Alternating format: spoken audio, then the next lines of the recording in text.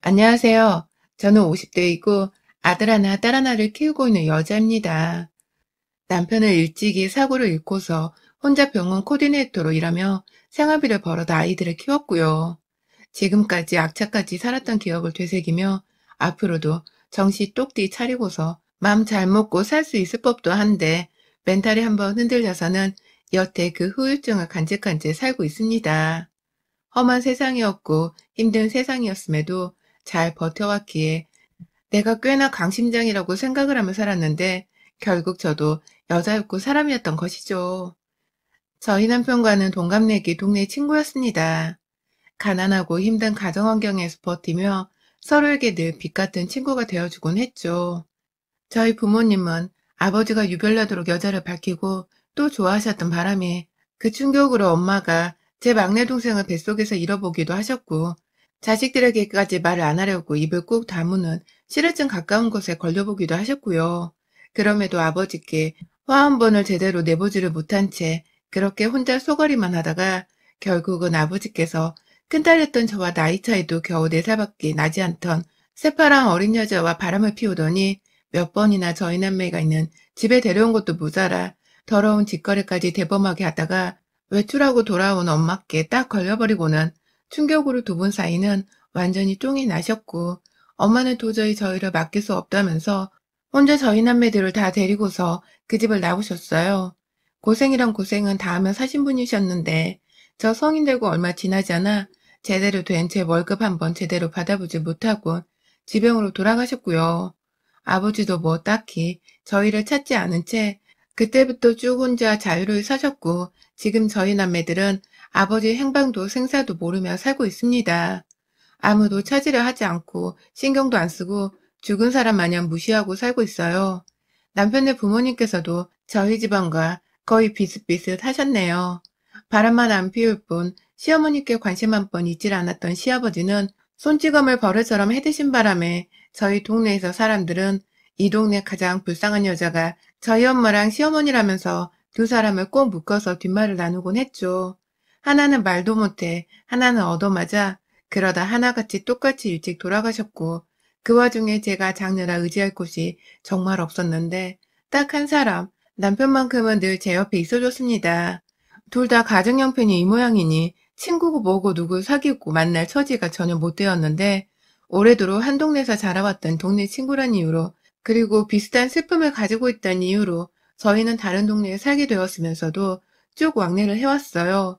그러다 우리 두 사람은 더 늦기 전에 서로가 서로의 배필이 되길 원했고 망난이나 다름없었던 아버지라는 존재에 대해 치를 떨며 자랐기 때문에 결혼하는 그 순간에는 딱 하나만을 맹세했어요.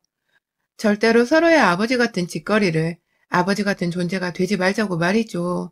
가정에서는 늘 가정에 충실한 그런 모범적인 어른의 모습을 태어난 아이들에게 보이자고 말이죠. 그렇게 결혼하고서 10년 가까이는 정말 늘 그 약속 하나만을 되새기면서 태어난 두 자녀에게 온 정성을 쏟고 살았습니다. 이대로 살다 보면 우리 애들은 부모보다 더 건강한 정신을 가지고서 잘 자라겠지 싶은 마음에 아이들을 보면서 미래의 희망을 키워보기도 했고 더 나은 삶을 꿈꿔보기도 했어요. 그리고 동시에 부모가 되어 자식들에게 물려줄 돈 한 푼 정도는 있어야 하지 않겠냐면서 착실하게 돈도 벌고 살았고요. 그런데 이렇게 안심하고서 살던 제가 믿는 도끼에 제대로 발등을 찍혀버렸습니다. 바로 남편의 외도를 목격하게 된 것이었습니다. 그 당시 저희 큰아들이 겨우 초등학생이었는데 혼자서 공장 알바하고 버스를 타고서 집 근처의 버스 정류장에서 내리는 도중에 저희 남편을 봤는데 반가움에도 다가갈 수가 없었습니다. 남편의 옆에 제 또래를 보이는 웬 여자가 남편과 손깍지를 끼고는 급기야 입을 맞추고 혼자 집에 간다며 뒤따라오던 버스에 오르더라고요. 죄를 짓지도 않았는데 간이 쪼달려 급하게 정류장 근처 건물 안으로 들어가 숨어버렸고 남편은 그렇게 떠나는 여자가 탄 버스의 마지막 모습까지 지켜봐주는 다정함을 보이곤 혼자서 기분 좋은 웃음을 지으며 집으로 가는 방향으로 걸어가더군요. 그렇게 남편을 따라서 한참을 걸었습니다. 먼저 집으로 들어가는 남편을 보며 가쁜 숨을 고르고는 아무렇지 않게 집 안으로 들어갔어요. 아이들과 즐겁게 놀며 저를 보고 미소 짓는 남편을 죽이고 싶다는 살인 충동까지 느꼈지만 오직 아이들을 보며 참아냈고 그렇게 남편의 불륜을 모른 척 살길 1년도 되지 않아 이 무슨 형벌인 건지 남편은 교통사고로 어이없게도 세상을 떠나버렸습니다. 여러 번이나 더 남편의 불륜은 버스 정류장 쪽에서 목격했고 심지어 이 두 사람이 어딜 갔다가 버스 정류장에서 헤어지는 건지까지 저는 다 눈치를 챘었어요. 설마 했는데 저희 남편 그 여자를 데리고서 저희 집 근처에 있던 조그마한 여관 안에서 그 여자랑 놀아놨더라고요. 둘 다 고생하며 돈을 벌어오고 있는 줄 알았는데 남편은 제가 애들 놔두고 공장까지 가서 돈을 버는 동안 혼자 식당에서 주차요원으로 알바를 하다가 거기 식당 사모랑 눈이 맞아서는 몰래 불륜을 즐겼던 것입니다. 돈 없는 게 죄라며 불륜이 의심되고 있는데도 불구하고 이혼이 무섭고 두려운 나머지 모른 척하고 있었더니만 그냥 그렇게 사고를 죽어버린 바람에 전 속으로 얼마나 꼬시다며 웃어 보이며 피눈물을 흘렸는지 몰라요. 다른 사람도 아닌 남편이 나에게 다른 것도 아닌 불륜으로 엿을 먹일 줄은 정말 몰랐었기에 이 사람이 매일같이 죽기만을 바랬고 또 그 불륜녀도 매일같이 나가두지길 바라는 마음이었습니다. 그 소원을 하늘이 들어주신 거라 여전히 굳게 믿고 있습니다. 그 후 저는 혼자서 정말 미친 듯이 일만 하며 살았어요. 다행히 집이 여유롭지 못해서 그런지 저희 아이들은 또래들과는 다르게 금방 철이 들어버렸고 그래서인지 스스로 일을 곧잘하며 공부도 열심히 하며 엄마 속을 평생 썩이질 않았습니다. 큰아들이 약대에 들어가 버린 바람에 학비를 마련하느라고 그때부터 둘째 아이고 뭐고 오로지 하루 4시간 자는 거 말고는 늘 일만 했었고요. 몸만 쓰는 일을 하자니 나이 들어가며 너무 힘이 들어서 작정하고 성형외과 코디네이터로 들어가 저녁 식당 알바 일과 병행을 하다가 지금은 경력과 성과를 인정받아 안정적으로 성형외과에서만 사무직 일을 하고 있습니다. 늘 부족한 것이 너무 많은 살림이었지만 씩씩하게 버텨준 큰아들은 약사가 되어 일을 하고 있고 작은 아이도 공기업에 취직을 해서는 지금 직장인으로 잘 살아가고 있고요. 웬만하면 병원을 찾아오는 고객들의 취향을 맞춰주고 원하는 시술을 하게 해주는 것이 만족도가 높은지라 저는 이 나이 먹고도 젊은 사람들 비위는 최대한 잘 맞춰주면서 하고 싶단 대로 들어줍니다. 그렇게 비율을 잘 맞춰주는 제 성격이 마음에 든다며 병원 원장님도 저를 오래도록 써먹고 계신 거고요. 그러다 한 5년 전부터는 제 나이와 비슷한 노년 고객들을 상대로 계속해서 일을 해왔습니다. 제 또래부터 시작해서 저보다 나이 많은 분들까지의 성형을 제가 다 상담하고 맞춰드려 왔어요. 애들 때문에 열심히 일했던 과거와는 달리 지금은 나 혼자 애들한테 더 늙어 피해를 주지 말자는 생각을 해보면서 더 열심히 돈을 모아오고 있었는데요. 저희 큰아들이 결혼하고 싶은 여자가 생겼다는 폭탄 선언을 했습니다. 갑작스러웠는데 어찌나 눈물나게 고맙던지 이 아이한테 결혼을 꿈꾸게 만들어준 그 여자가 누구일까 싶어서 얼마나 오래도록 궁금해하고 빨리 만나고 싶었는지 모릅니다. 우리 형편이 좋지 못해 요즘 젊은 사람들한테는 최악의 시댁일 텐데 사람 하나 보고서 결혼하고 싶다고 하는 것인가 싶어서 제 딴에는 긴장도 참 많이 했어요. 며느리 될 아이한테 잘 보이고 싶고 피해 안 주고 싶은 마음에서 말입니다. 저희 아들보다 2살이 어렸던 그 아이는 좁은 집구석에 들어오는데도 불편한 기색 한번 하지를 않고서 해맑게 웃기만 했어요. 제 앞에서 어머님거리며 제 기분을 맞춰주려 노력하는 그 모습이 다 보일 정도여서 너무 예쁘기만 했죠. 내 아들이 뭐가 그리 좋냐며 같이 아들 흉도 보고 사는 얘기도 해보고 저희는 그날 이후로도 자주 집안에서 그리고 바깥에서 만나 아들이랑 셋이서 자주 대화도 나눴고 가끔 이 아이가 저한테 따로 연락을 해와서 일하는 병원 앞에서 만나 가볍게 점심을 같이 먹기도 했습니다. 따로 일을 하지 않고 있고 들어보니 사돈되는 가정이 많이 부유하다고 하더라고요. 몇 번 저희 집에 소고기 세트를 보내주기도 하고 저 건강 챙기라고 홍삼도 보내주고 비싸 보이는 그릇도 사오곤 했는데 그럴 때면 참 고마우면서도 과연 이 아이의 부모님께서 우리 아들과 우리 집안을 보고서도 이리 좋아라 해주실까 싶어 걱정도 되었습니다. 그리고 결국 상견례를 하게 되던 날 우려했던 일이 벌어지고 말았어요. 예비 사돈들은 겉보기에도 참 고상하고 우아하게 생겼었고, 그날 상견례에 입고 온 옷만 봐도 정말 삐까뻔쩍하더라고요. 저야 뭐 명품을 잘 모르니 그게 얼마나 되는지는 모르지만 그냥 봐도 비싸 보인다 싶은 그런 옷 있잖아요. 상견례 장소도 단 한 번 가본 적이 없던 그런 값비싼 한정식 집으로 예약을 해놓으셨고, 아예 저와 처음 인사를 할 때부터 저희가 사는 거니까 마음껏 드세요 라며 돈 걱정 말고 맘 편히 먹으라는 듯 말을 하는데 민망스럽더라고요, 괜히. 사돈부인은 특히 옆에서 남편이 그래도 약사인 아들을 혼자 잘 키워내셨다며 얘기라도 들어보자는 마음으로 계속해서 질문을 쏟아붓고 있던 것과는 달리 혼자 말 많은 남편이 시키라도 한다는 듯이 자꾸만 투덜댔습니다. 아유, 또 뭘 물어. 그만하면 다 안 거지. 라며 질문하려는 남편의 말을 막아서기도 했고, 식사를 하던 순간에는 밥 한 공기 떠먹는 저와 눈이 딱 마주쳤는데 그 표정이 마치 쌀알을 처음 접해본 후 구석기 시대 원조민을 보는 듯 했습니다. 저하고 나이도 비슷해 보이는 여자가 그렇게 쳐다보니 저도 여자고 사람인지라 자존심이 많이 상했어요. 기도 팍 죽어버려서는 대화도 제대로 못할 뻔한 걸 아들과 예비며느리 그리고 사돈 어른까지 눈치를 채신 건지 가엾다며 제게 말 한마디를 더 붙여주려 하신 덕분에 제가 정신줄을 온전히 부여잡고 상견례를 무사히 끝마칠 수 있었습니다. 문제는 그 직후였어요. 다들 식당에서 나와 헤어지고서 택시라도 타서 집에 가려다가 차가 막히는데 곧 화장실이 급할 것 같아 도로 식당에 들어갔어요. 아까는 사돈네 분이 계시니 화장실 가고 싶단 말을 제대로 할 수조차 없었거든요. 그런데 화장실에 들어가려는 도중에 제가 그만 바지에 오줌을 싸는 일이 있어도 화장실을 가지 못한 채 도로 돌아올 수밖에 없는 말을 듣고야 말았습니다.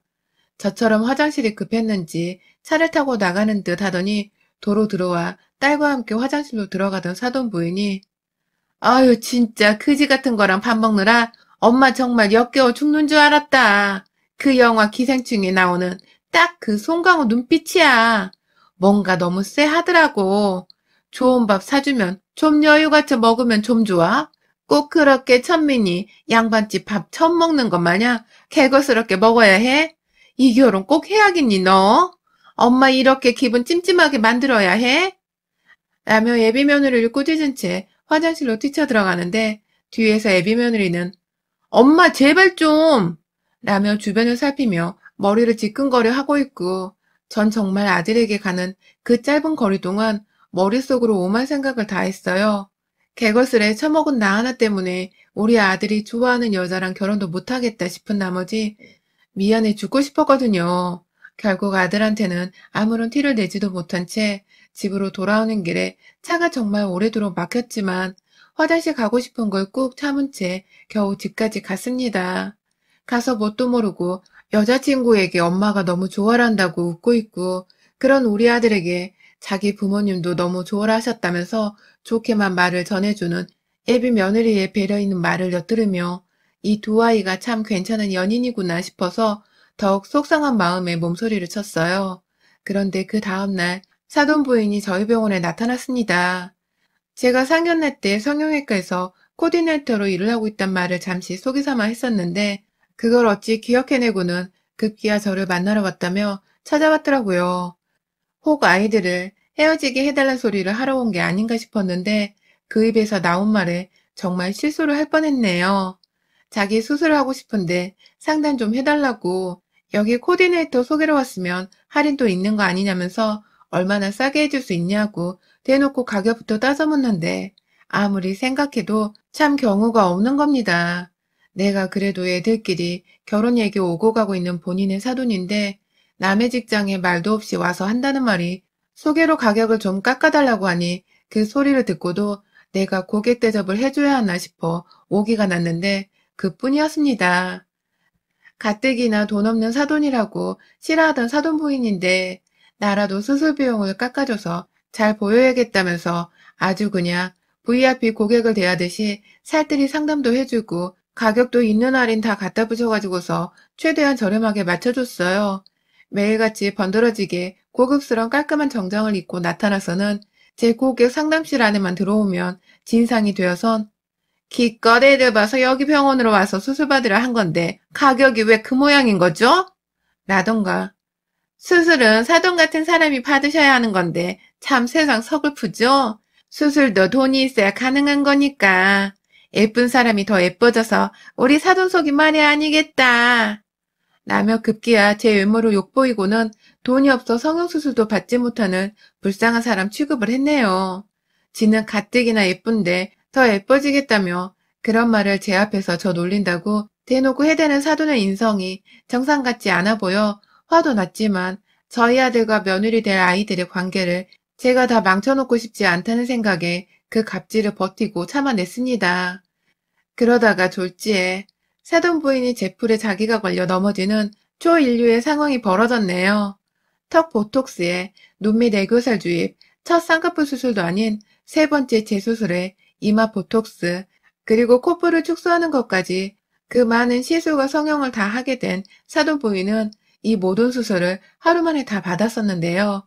수술하고 적어도 붓기가 다 빠지려면 3개월은 좋게 걸리는 것이고 보톡스 같은 건 효과가 늦게 나타나기 때문에 좀 더 기다려야 하는 시술인데 자기 인내심을 견디지 못한 채 무작정 수술하고 3주 만에 저희 병원을 다시 찾았습니다. 보통 수술이 마음에 들지 않으면 상담하며 저한테 화를 내거나 혹 수술한 의사와 다시 상담을 거쳐 재수술을 하든 뭘 하든 해법을 찾으려 하는데 사돈 부인은 대뜸 저희 병원에 오기 전에 제 번호로 전화가 와서는 퇴근한 후였음에도 무려 2시간을 붙들고 피부가 쎄하고 아프고 머리도 띵하고 짜증도 난다며 오만 지랄스런 말을 다 섞어가며 컴플레인을 걸었고요. 하다 지금 당장 자기 집에 와서 자기 얼굴 상태를 확인해 보라면서 집 주소를 찍어서는 지금 당장 와! 라며 소리를 지르기도 했어요.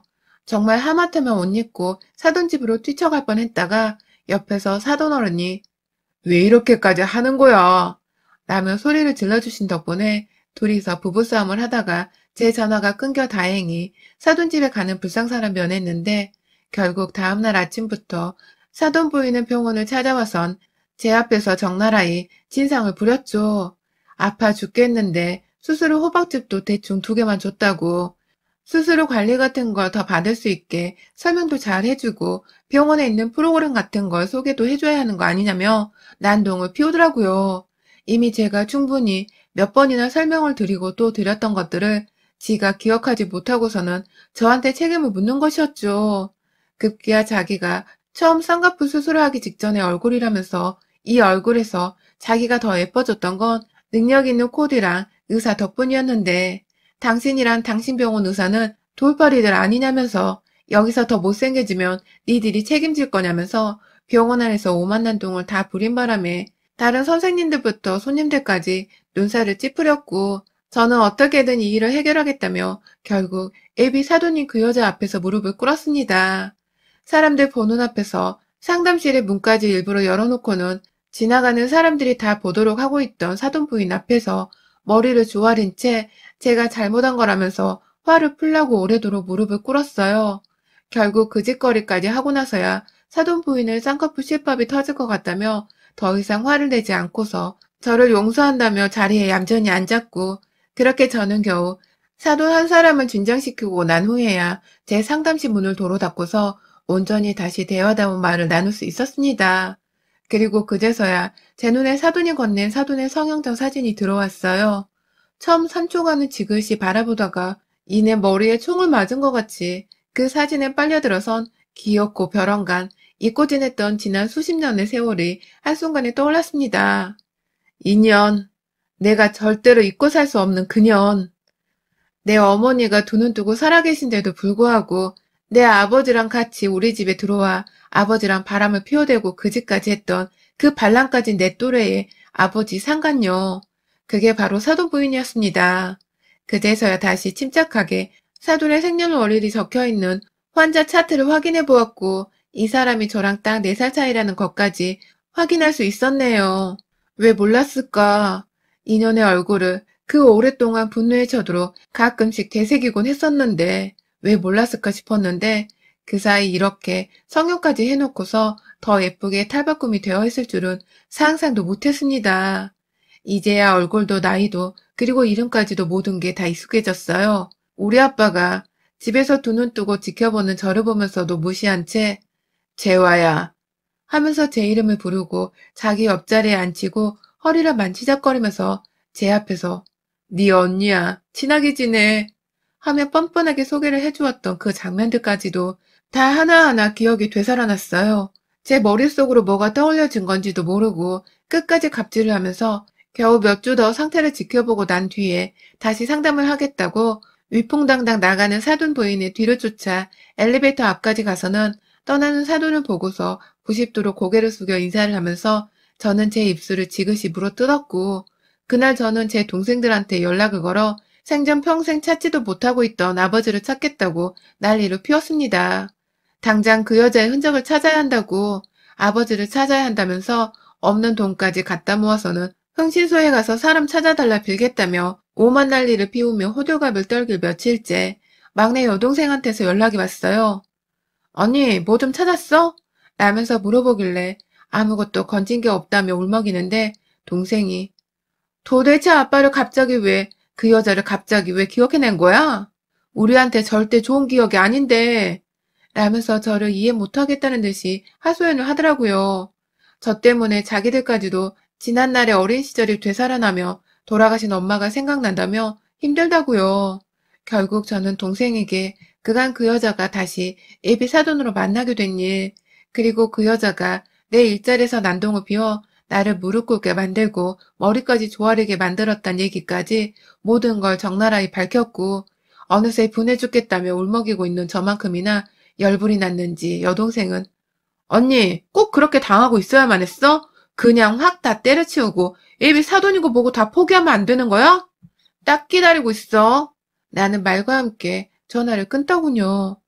동생 입장에서는 제가 제 아들을 얼마나 생각하고 있는지 이해를 할 것 같으면서도 못하겠다며 화부터 낸 것이었고 전 그런 동생의 마음을 잘 이해할 수 있었습니다. 우리에게 지난 과거는 정말 큰 아픔이었기에 다른 사람도 아닌 그 상간녀 앞에서 머리까지 조아렸던 제 말에 화가 나는 게 어찌 보면 당연한 것이었죠. 그리고 이내 집에 돌아온 동생은 제 앞에서 종이 한 장을 꺼내들었어요. 자세히 보니 그건 종이 한 장이 아닌 사진 한 장이었습니다. 글쎄 아버지랑 당시 아버지 상간녀였던 애비 사돈 부인이 저희 집안에서 제 여동생과 그 위 남동생이랑 껴안고 가족마냥 같이 찍은 사진이더라고요. 잘 기억은 안 나지만 집안에서 우리끼리 찍은 사진이었다면서 이걸 버려야 하나 말아야 하나 싶었는데 그래도 몇 없는 아버지 사진이라 차마 화가 나더라도 버릴 수만은 없었다면서 제게 도움이 될까 싶어 준다며 건네주는데 정말 하늘이 다시 한번 바람핀 남편을 데려간 다음에 저에게 도움의 손길을 뻗친 줄 알았습니다. 그걸 부여잡고 동생이랑 한참을 울고불고 난리를 피우다가 곧장 저희 아들한테 니들 사돈댁 집에 갈 테니 따라오라며 집에 오란 말을 했네요.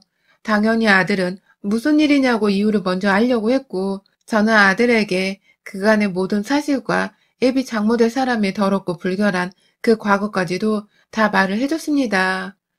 울며 말하는 제 얘기를 묵묵히 듣고 있던 아들은 알겠다면서 당장 집에 왔고 저하고 같이 지난번 그년이 자기 상태 안 좋다면서 집으로 당장 오라며 문자를 보내줬던 그 집 주소를 찾아갔어요.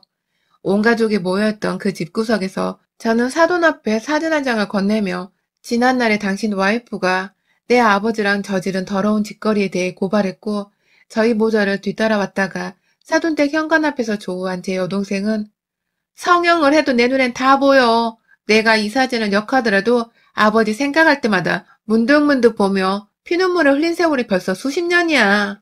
딱 보니 이제 알겠네. 전현이 분명해. 여기 전현 과거 사진 없어? 성형 전에 사진 한 장조차 없어? 라면서 난동을 피워내는데 아들내미는 제 옆에 서서 가만히 있고 애비 며느리는 좋게 좋게 해결을 하자면서 저하고 자기 부모님을 번갈아 달래고 있고 그런 저는 말도 안 되는 소리라는 사돈의 말에 과거에 그 짓거리를 해놓고도 얼마든지 참여하고 반성할 시간이 있었을 텐데 얼마 전 내 병원에 쳐들어와서 나를 사람들 앞에서 무릎 꿇고 머리까지 조아리게 만든 당신의 와이프는 그 오랜 시간 동안 참회와 반성은커녕 오히려 마음속의 악마만 더 커지기만 했더군요. 과거를 떠나 현재만 보더라도 당신네 같은 쓰레기 인성을 둔 집구석으로는 내 아들, 온 마음을 다해 소중히 키우는 내 아들을 절대로 장가 보낼 수 없습니다. 당신이 당신의 와이프를 믿건 말건 내겐 이제 중요하지 않아요. 나와 내 동생은 당신의 와이프를 알아봤고 비록 실종된 우리 아버지의 행방을 몰라 전현의 정체를 드러낼 순 없지만 내가 죽는 한이 있더라도 전현이 저지른 죄를 밝히고자 우리 아버지를 찾아 데려오고야 말 겁니다. 그때 우리 아버지가 전현의 속사를 기억하는 순간 전현은 우리 남매들 손에 처참히 응징당할 거예요. 나는 무시무시한 저주를 퍼부은 뒤 집을 나섰습니다. 애비 며느리가 될 뻔한 아들의 여자친구는 저희를 쫓아와서는 오해라며 제발 이렇게 그냥 가시지 말라며 붙잡는데 그냥 딸이라 생각하니 이제는 말도 섞고 싶지 않더라고요. 자식이 무슨 죄겠냐마는 부모가 죗값을 받지 못하며 그 자식이라도 받아야 하는 게 돌아가신 우리 어머니를 위해서라도 상도리가 아닐까 싶었습니다. 이 저주받을 년, 감히 누구 앞에서 오해라고 짓거리는 거야? 썩 꺼져 이 더러운 상간녀 이 자식아. 감히 내 아들 옆에 나타날 생각은 다신 하지도 마라. 이 불계란 년아. 라며 아주 그 아이가 겁에 질리도록 괴성을 질러 마음에 난도질을 하고 떠났고 결국 아들의 말을 들어보니 그 둘은 그날 곧바로 헤어졌다고 하더군요. 더 정확히는 모든 사실을 안 저희 아들의 일방적인 이별 통보로 인한 헤어짐이었습니다. 얼마 지나지 않아 그 집에선 그 아이가 결혼을 하지 못하게 되었다며 울고 불고 매달리고 난리를 피우다 자살소동까지 벌인 바람에 응급실에 실려갔다고. 아이들을 생각해서라도 어떻게든 이를 어른들끼리 해결해야 하지 않겠냐는 그년 남편의 사과 전화가 왔었는데요. 상간녀 따위랑 사과고 뭐고 할 만큼 내가 여유롭지가 않습니다. 당신 딸내미가 어미 죗값을 그대로 받고 있나 보네요. 행운을 빕니다. 라는 말과 함께 전화를 끊어버렸네요. 이미 상간녀가 다시 연락이 와서는 딸내미가 죽으려 한다고 내 죗값을 딸내미가 받고 있는 게 맞는 것 같다며 제발 한 번만 용서를 해달라고. 젊은 시절 자신의 치부이자 분명 큰 죄였다면서 울다가 숨까지 멎으려고 하는데 전 할 말이 없는지라 우리 아버지 찾으면 그때 연락하자. 라는 말로 겁만 준 채 전화를 끊었어요. 불쌍하게 아들의 전 여자친구는 퇴원을 했다고는 하지만 손에는 선명한 칼자국이 남겨지게 되었다고 하고 그럼에도 저희 아들은 병원에서 얼굴 한번 비춰주고서는 더는 만나기 싫다며 연락을 차단까지 했다고 하네요. 의도한 건 아니었지만 제 말이 정말 저주가 된 것 마냥 그년의 딸 자식이 고통을 받고 있는 지금 저는 내심 어머니의 생전 복수를 대신 해주고 있는 것만 같아 정의감에 사로잡혀 마음이 솔직히 의기롭습니다. 무덤덤하고 생각보다 살만하네요. 그 딸년의 목숨이 정말 끊기는 한이 있더라도 저는 살아생전 아버지를 되찾는 한이 있더라도 이 사돈이 될 뻔한 년의 코를 제법 납작하게 눌러줘 볼 참입니다. 이미 그 집구석에선 딸내미도 망가지고 남편놈도 제 말을 더 믿어주는 것 같아서 믿음이 슬슬 깨져가고 있는 듯 보이기도 하고요. 여러분의 생각은 댓글로 남겨주세요. 오늘도 시청해주셔서 정말 감사합니다.